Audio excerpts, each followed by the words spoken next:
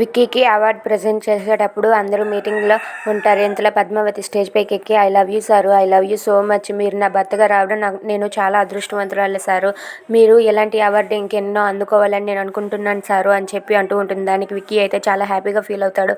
ఇక పద్మావతి స్పీచ్ ఇచ్చాక కిందకి దిగుతుంది. దిగాక అక్కడ ఉన్న యాంకర్ ఇలా అంటూ ఉంటారు, విక్రమాదిత్య గారు విజయం వెనకట్లో ఉన్నది వాళ్ళ అమ్మ అక్కే కాదు, ఇంకో మనిషి కూడా ఉన్నారు. అది ఎవరంటే వాళ్ళ కన్న తండ్రి చేతుల మీదుగా ఈ అవార్డు అందుకోవాలని మేము కోరుకుంటున్నామని చెప్పి అంటూ ఉంటారు. అది విన్న విక్రమాదిత్య అయితే ఒక్కసారిగా షాక్ అయిపోతాడు.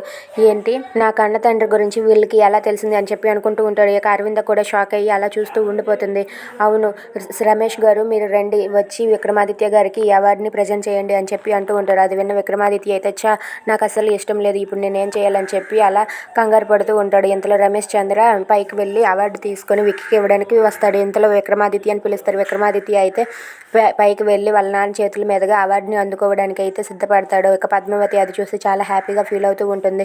ఇదిగో నాన్న తీసుకో అని చెప్పి కంగ్రాచులేషన్స్ అని చెప్పి విక్రమాదిత్య వాళ్ళ నాన్న అయితే తన చేతుల మీదుగా విక్రమాదిత్యకి అవార్డుని ఇస్తూ ఉంటాడు. అది చూసి విక్కీ అయితే కోపంతో రగిలిపోతూ అలా కోపాన్ని దిగమింగుతూ వాళ్ళ నాన్న చేతుల మీదుగా అవార్డుని అందుకుంటాడు. అది చూసి పద్మావతి అయితే చాలా సంతోషిస్తూ ఉంటుంది. Thanks for watching friends, please subscribe our channel. Thank you.